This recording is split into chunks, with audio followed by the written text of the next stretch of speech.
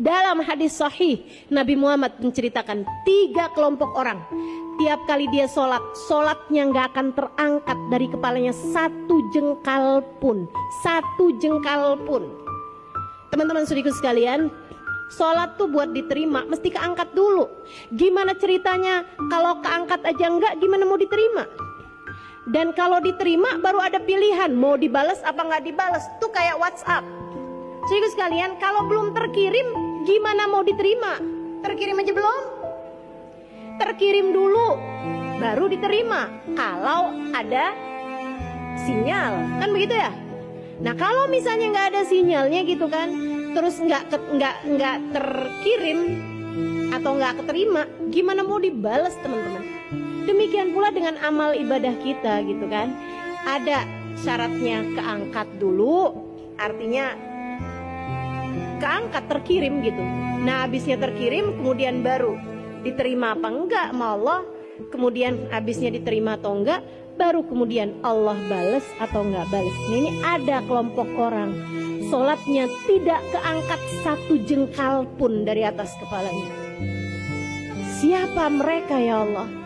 Imam zalim, seorang pemimpin yang zalim.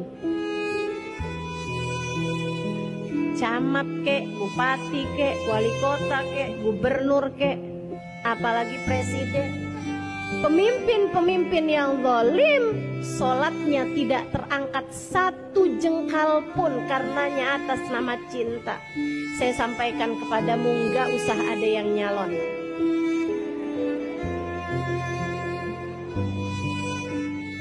Nggak usah di sini ada yang cita-cita pengen jadi gubernur ya. Apalagi presiden gitu kan. Teman-teman saya sekalian, yang sudah keangkat, sudah kepilih ada di area situ, area jadi orang-orang yang merupakan wakil-wakil rakyat, saya doakan mudah-mudahan kamu bisa amanat. Saya doakan mudah-mudahan kamu bisa mengemban amanat yang tidak ringan itu. Sebab begitu dia jadi seseorang yang zalim, entah korupsi, entah zalim kepada rakyatnya, apapun jadi jenis kezalimannya, sholatnya nggak keangkat 1 jengkal pun teman-teman. Terus siapa lagi? Seorang istri yang suaminya sedang marah kepadanya. Jangan berani menjadi salah satunya. Kamu jadi istri yang benar, bukan buat suamimu, bukan buat anak-anakmu, untuk dirimu.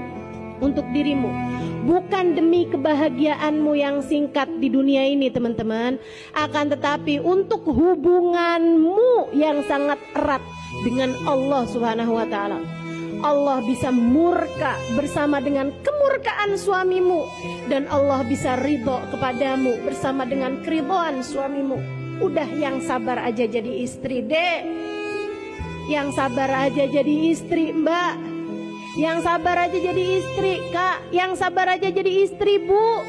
Waktu kita nggak lama kok di atas muka bumi ini. Sabar-sabarin aja, demi untuk dirimu sendiri, demi untuk sholat-sholatmu sendiri, demi untuk ibadahmu biar diterima sama Allah Subhanahu wa ta'ala, demi untuk pintu surgamu yang kamu bisa diperkenankan, dibukakan dari semua pintu surga. Kamu boleh masuk ke surga manapun yang kamu inginkan.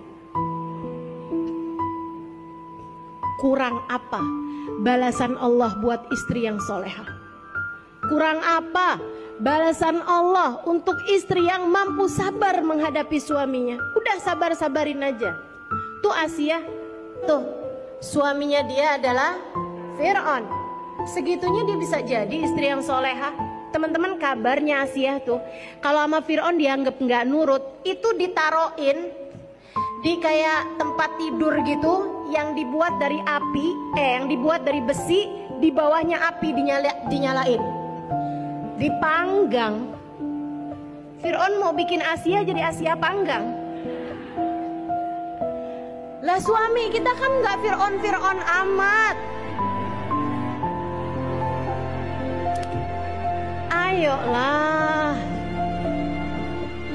Lagian kamu mau nuntut suami kamu tuh mau jadi kayak apa? Ngaca. Dirimu sendiri itu loh, kayak sok-sokan aja. Sok-sokan sempurna. Bukankah dirimu juga punya banyak kekurangan? Bukankah dirimu juga punya banyak aib dan celah? Bukankah dirimu juga punya banyak kesalahan?